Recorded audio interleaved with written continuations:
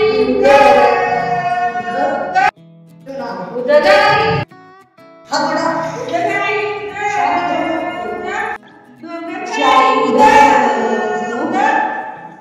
मंडळी, राम राम. आम्ही निघालो सवदतीला आणि आम्ही 2017ला गेलो आणि आमची मोठे भाऊ आमचे बैल आमच्या संकट होते लक्षात आणि त्यावेळी आमचा बाळाचा विषय होता आणि आम्ही देवाकडे साकडे घातलं. मला बाळ होऊ दे म्हणून आणि बलिदान पण साकडं घातलं. जोडीला आमच्या भावाला आणि परत घेऊन येतो.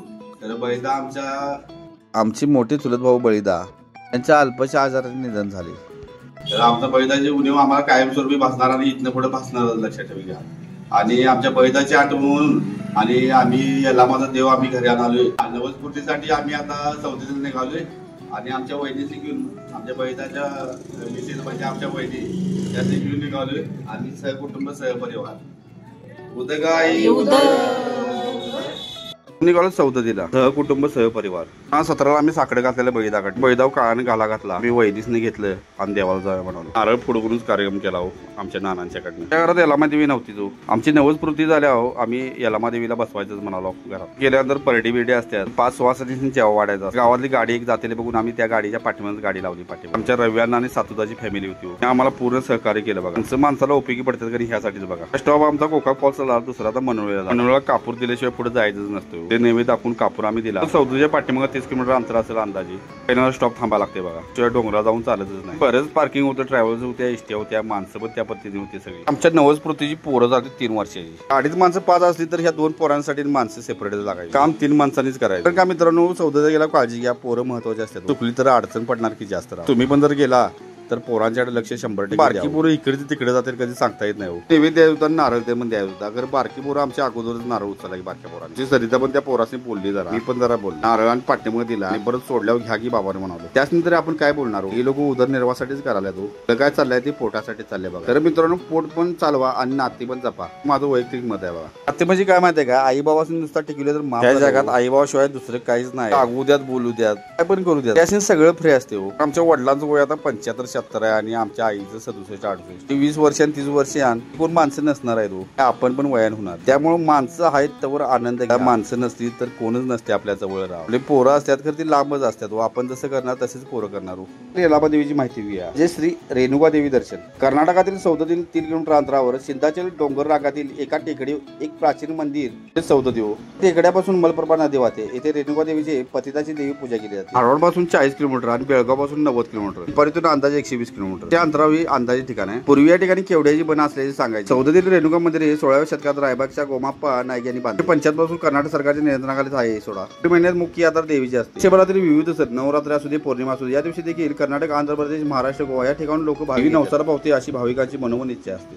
टेकडीच्या मंदिराच्या पायथ्याशी असणाऱ्या भावी म्हणजे सत्यवाय देवी मंदिराच्या वळ्यात आंघोळ करून लिंब नेसण्याची प्रथा येते. त्यामुळे सगळी संकटे दूर होत्यात असे भक्तांचे मान्य. मंदिराच्या मागील बाजूस 3 कुंड असून भाविकांची अशी मान्य आहे या कुंडातील पाण्याने आंघोळ केल्यास त्वचेचे आजार. पूर्वी अनेक वर्षापासून प्रचलित असणाऱ्या देवीदासी पद्धत याच मंदिराशी निगडीत आहे. परंतु आता या प्रथेला कायदेशीर बंदी सुद्धा घालण्यात आली आहे. तिला इथे 100% बंदी आहे. तरी पण मी शूटिंग थोडंफार केले. सोडा त्यांना कुंडात आंघोळ करायला सांगतात ती. पण कुंडात आंघोळ करत असताना आपल्या कपड्यांची जेवढी काळजी घ्या. काय सोनं नाणं पैसे असेल तर व्यवस्थित जपून ठेवा. चोरीला पण जाण्याची शक्यता असते. देवाजवळ सगळीच माणसं असतात. चोर असतात, पोलीस असतात. पंढरपुरात म्हणतात माहिती आहे धरीला पंढरीचा चोर असंच काहीतरी म्हणा की. आमच्या बऱ्याच पाहुण्यांच्या अशा चोरीला वस्तू गेलेल्या आहेत. आता कुणाला सांगण्यात काय अर्थ नाही. गेल्या ते गेलेच. आम्ही आंघोळ करून आलो. आमचं लिंब नेसवा चालू आहे बघा. दिवसानंतर ती देवापाशी देवळात नेतात. तानपुरा त्यांच्याकडे असतो तो वाजवत नेतात. देवाची गाणी म्हणत जातात. काही गावची लोक आले बघा. प्रसाद त्यांनी करायला चालू आहे. त्या भाकरीचा त्यांनी नैवेद्य दाखवायचा असतो.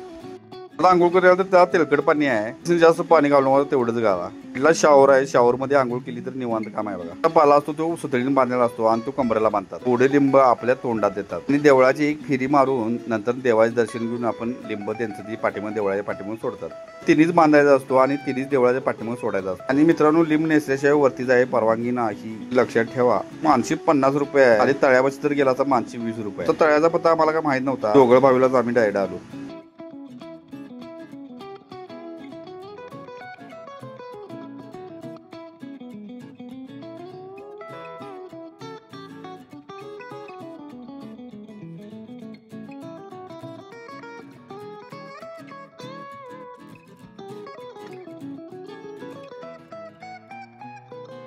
लिंब नेसवायचं महत्व काय तसं? हा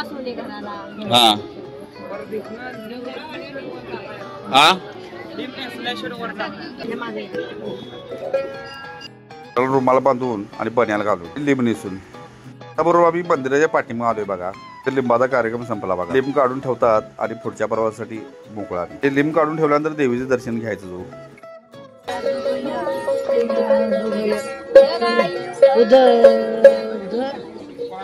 देवीचं दर्शन घेऊन आल्यानंतर जो काय प्रसाद करून आणलाय म्हणजे भाकरी भाजी काय असेल ते डोळीमध्ये ठेवायचं असतो. प्रत्येक डोळीला प्रत्येक माणसे एक नारळ द्यायला लागतो. आम्ही दिला. पुढचा कार्यक्रम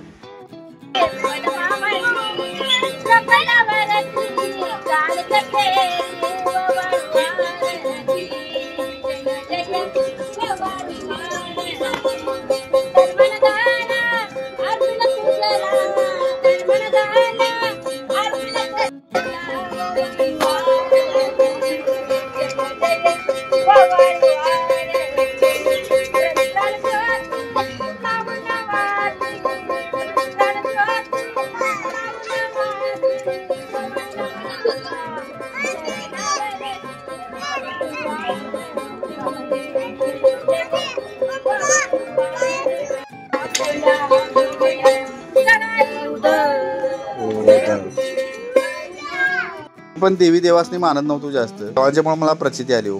आता सगळं देवाचं श्रेय आमच्या बायकोमुळे झाले. सोडा बायकोची तरी सगळ्या देवासनी मनोभावी सेवा असते. 2017 सुद्धा बाळांसाठी मागणी केलं होतं. तिचं पूर्ण झालं असणं हे काय आपल्याला माहित नाही. तसं मानणं सुद्धा लय महत्वाचं आहे. त्यामुळे तर चांगल्या गोष्टी होतच असतात. बरोबर आम्ही याला मला पोहोचलोय बघा. त्यावेळी देवीचं दर्शन घेऊया की महत्वाच्या दिवसामध्ये विविध वस्तूंची बाजारपेठ फुललेली असते. मुख्य मंदिराचा पाठीमागचा सगळा भाग आहे. आम्ही दर्शनासाठी निघालो. पण विविध वस्तू त्या सगळ्या कुंकवासकड भंडारा नारळ पण आलो वा शिखर बघून नारळ फोडण्याचं स्थळ आहे बघा. पाळणा हलवलेलं पण चांगला असतं बघा. पोरांनी मग पाळणा हलवला गेला.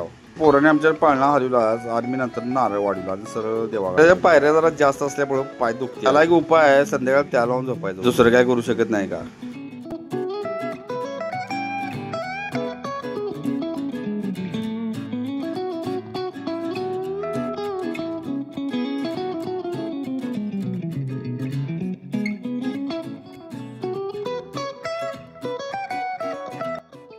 देवीच्या दर्शनासाठी येणाऱ्या मोठ्या भक्तांसाठी मंदिर प्रशासनामार्फत दर्शन रांगेची अशी सोय करून देण्यात आली आहे. त्याचबरोबर भक्त निवास सारख्या इतर अनेक मूलभूत गरजा सुविधा सुद्धा उपलब्ध करून देण्यात. शिखराला श्रीफळ म्हणजे नारळ आणि साडी बांधण्याची अनोखी पद्धत आहे बघा. मी लाईनीत उभा आहे. लाईनीत उभारत असताना पाणी संकट घेऊन जावा रूम मधलं. यात्रेच्या वेळी लय गर्दी असते. जेवण पोरास घेऊन जायचं म्हणल्या त्रास झाला हो.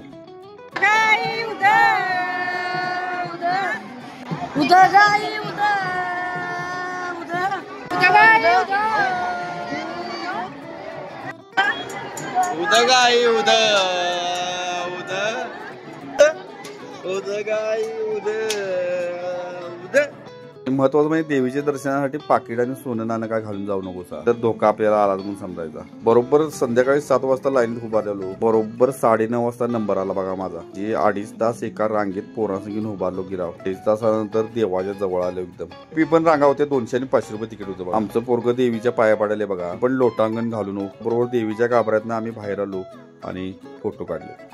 ही रेणुका देवीची दंतकथा नसून ती सत्यकथा. रेणुका देवी माता म्हणजे यल्लामा माता कशी प्रकट झाली ही आता जाणून घेऊया. रेणुका देवीचा विवाह जमदाग्नीशी झाला. रेणुका देवीला 5 मुले झाली. 5वा मुलगा म्हणजे रामभद्र म्हणजेच परशुराम. रेणुका माता दररोज जमदाग्नीच्या पूजेसाठी पाणी आणून दी.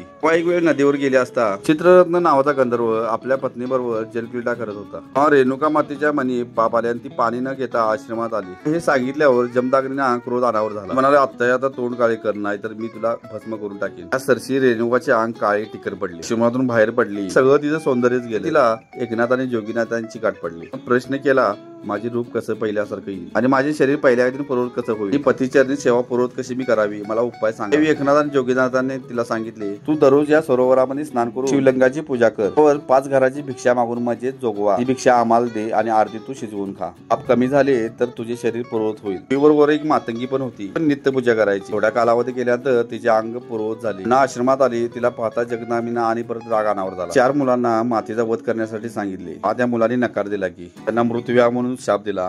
ती 4ही मुले मृत्यू झाली. त्याने रामभद्राला हाक मारली म्हणजे परशुरामला. परशुरामने एक ही शब्द न बोलता रेणुका अंबिका तिच्यावर बरोबर जी मातंगी होती तिचा पण शिरच्छेद केला आणि दोघींचा पण शिरच्छेद केला. आपली आज्ञा लगेच अंमलात आणली म्हणून जमदग्नी खुश झाली आणि रामभद्रास वर मागण्यास सांगितला. परशुरामाने त्या मातेला आणि 4 बंधूंना उठवावे वर मागितला. तेव्हा जपदाग्नीने परशुरामाला पवित्र पान दिले. परशुरामाने भावावर पाणी टाकले तर चारही भाऊ जिवंत झाले. माझ्या मातेकडे आल्यानंतर शिर कुठे सापडना. परशुरामाने तेगीचे शिर रेणुका मातेला लावले. रेणुका मातेचे शिर सापडल्यावर मातिंगेला लावले. मग देवीचे नाव यल्लामा पडले. यल्लामावर मातिंगे समाजाला जास्त मानतात. देवीदासीकडूनच लिंब नेसविला जातो. यल्लामा देवीच्या आदल्या दिवशी दर्शन घेतलं.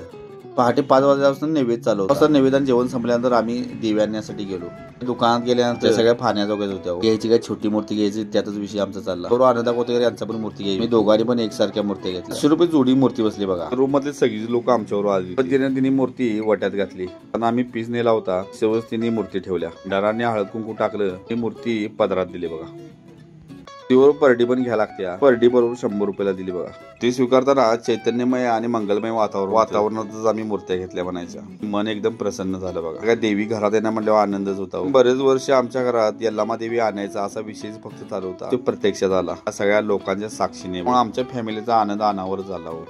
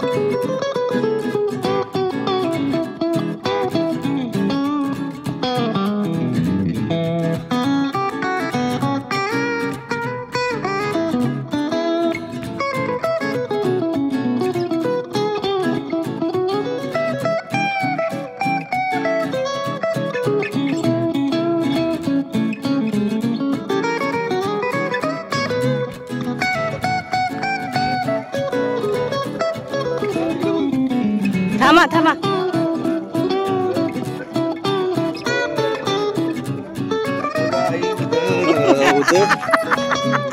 थांबा मी जातो की मी जातो.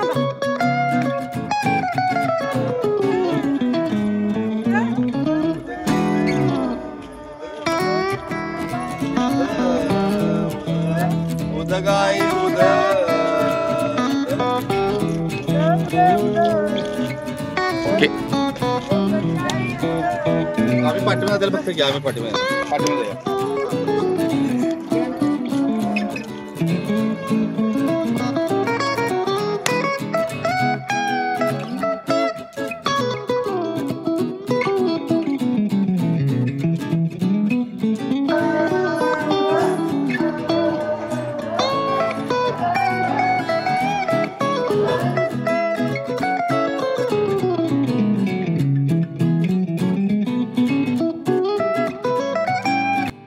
नैवेद्याची परडी आणली. परडी असतील तेवढ्या नैवेद्य भरायला लागतात. नैवेद्य कसं आहे माहिती आहे काय, दरवर्षी परडी बदला लागते. जे आमच्याबरोबर लोक होती तिने जुन्या परड्या आणल्या होत्या, इथे ठेवल्या होत्या निवेदावर. जणांचा एक नैवेद्य असा ठेवायला लागतो. निवेदामध्ये कडबू किंवा पोळी, आमटी, पड्या, अंड्याची भाजी न शिजलेली, गाजर ची भाजी, वरण्याचं मिक्स नैवेद्यामध्ये ताट ठेवायला लागतं. जुन्या परड्या पण तिथंच ठेवायला लागतात. जीवन परडी आम्ही तिथंच ठेवलेली. त्या परडीमध्ये देव होते. आमची काय परडी बदलायची नव्हती. का नैवेद्य दाखवायचा असतो. त्याशी आल्यानंतर वाद्याने आवाज नाही म्हणायचे असतात.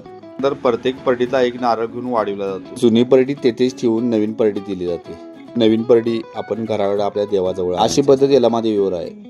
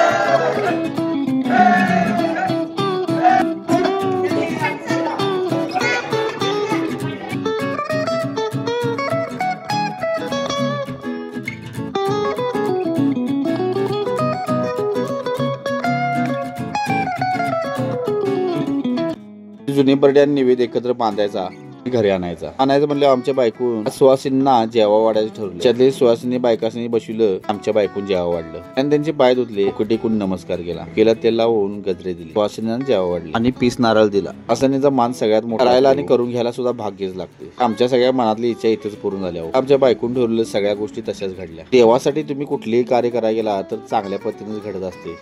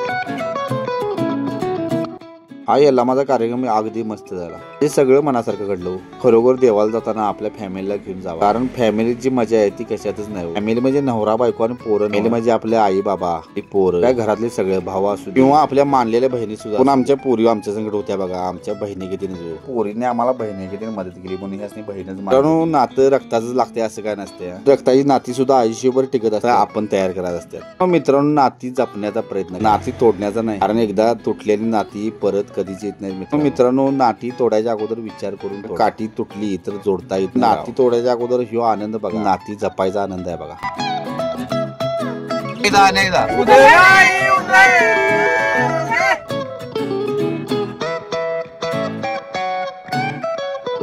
तुमच्या आयुष्यात तुमच्या स्वतःच्या फॅमिलीला प्रेम करा की दुसऱ्या फॅमिलीला सुद्धा आपल्या फॅमिली जळायला कळल्यावर काय फरक पडणार आहे. जळणारे जवळतात खरं फॅमिलीचा आनंद आपण. आमची गाडी पुढे गेली बघा. आता ह्याच्या पाठवडा आम्ही जाणार. आमचा रूट जरा वेगळा होता आणि आम्ही डायरेक्ट घराड जाणार. दादा वहिनी लांजसने आलता तर विघ्न सोरा लांजसने यायला म्हणले व्यासनी वेळ लागला. आदल्या दिवशी काय नाही तर दुपारी आली. मग आम्ही यल्लामधनं प्रस्थान केल्यानंतर आमची वाटतच गाठ. दादाला आमच्या मनावर वाटत कुठं थांबे आणि मस्तपैकी चहा घेऊया. वाटत आम्ही चहा घेतला आणि तो त्याच्या मार्गी गेला आणि आम्ही आमच्या मार्गी. विघ्नेश सोडा इचरी जाणार होता, नंतर हसूरला नव्हता. नंतर आम्ही घरी पोहोचल्यानंतर दी वाद घेतली, रेडी पाटावर ठेवली. मित्रांनो, हसूर आणि यल्लामाचा प्रवास आमचा कसा वाटला नक्की. जर नवीन असेल तर सबस्क्राईब नक्की करा आणि मॉनिटाईज व्हायच्या मार्गावर व्हिडिओ पूर्ण बघा. आपल्या इकडे हवंच वाटते. व्हिडिओ कसा वाटला नक्की सांगा कमेंट बॉक्स मध्ये. बाबाईच्या नावाने चांग बल, रेणुका देवीच्या नावाने चांग, उद गाय उद.